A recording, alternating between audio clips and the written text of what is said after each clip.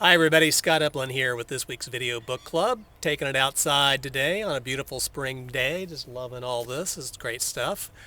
The book this week that I want to talk to you about is a classic, a modern day classic you've probably heard of, The Five Dysfunctions of a Team by Pat Lencioni. I've got a theory about why this book has sold so many copies. One is because there's some really good ideas and content in it. But the other is I think just about everybody can relate to the idea of a dysfunctional team. You've probably been on one at some point in your life. You may be on one right now as we speak. But the book, The Five Dysfunctions of a Team, is one of a number that Pat Lencioni has written. I think it's probably his most successful book in terms of sales and impact.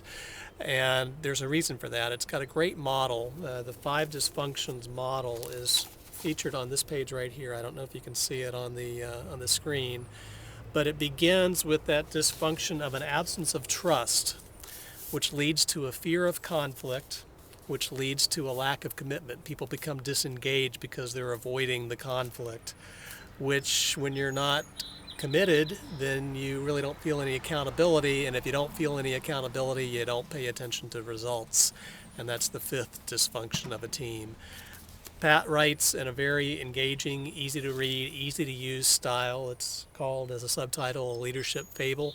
Pat writes very much in the style of Ken Blanchard, author of The 1 Minute Manager and many, many other books. It's really accessible stuff, really good advice, and very practical and immediately applicable to real life situations. So if you haven't read The Five Dysfunctions of a Team, I'm sure you've heard of it. It's worth a read. And if you've read it before, it's worth a reread because it's got some great advice and some great reminders about what it takes to lead a team through the tough stuff that is everyday life in organizations.